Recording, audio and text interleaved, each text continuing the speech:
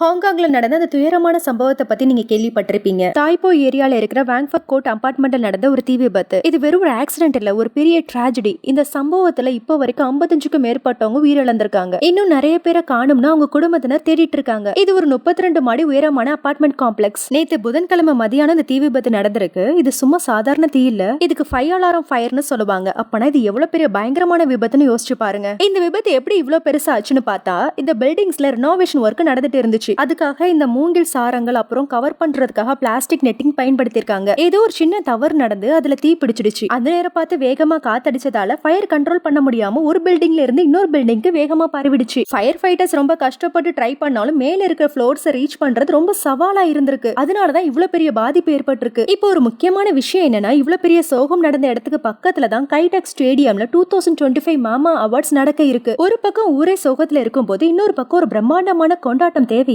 அப்படின்னு நிறைய மக்கள் நியாயமான கேள்வி கேக்குறாங்க. ஆர்கனைசர்ஸ் தரப்புல என்ன சொல்றாங்கன்னா, ஷோவை கேன்சல் பண்ணா பினான்சியல் லாஸ் ஆகும், ஆர்டிஸ்ட் எல்லாம் வந்துட்டாங்க, ரெட் கார்பெட்டை மட்டும் கேன்சல் பண்ணிட்டு ஷோவை கொஞ்சம் அமைதியா நடத்த பிளான் பண்றதா சொல்றாங்க. பினான்சியல் லாஸை விட மனித உயிர்களும் மக்களின் உணர்வுகளும் முக்கியம் இல்லையா? மிஷல் யோ அப்புறம் சோ யூன் ஃபேட் மாதிரி பெரிய ஸ்டார்ஸ் கூட இந்த சூழ்நிலையில கலந்துக்க யோசிக்கிறாங்க. பக்கத்துல மக்கள் துயரத்துல இருக்கும் போது நம்ம ஒரு அவார்டு ஃபங்க்ஷனை கொண்டாடுறது எத்திக்கலா சரியான எனக்கு தோணல. Let's pray for Hong Kong.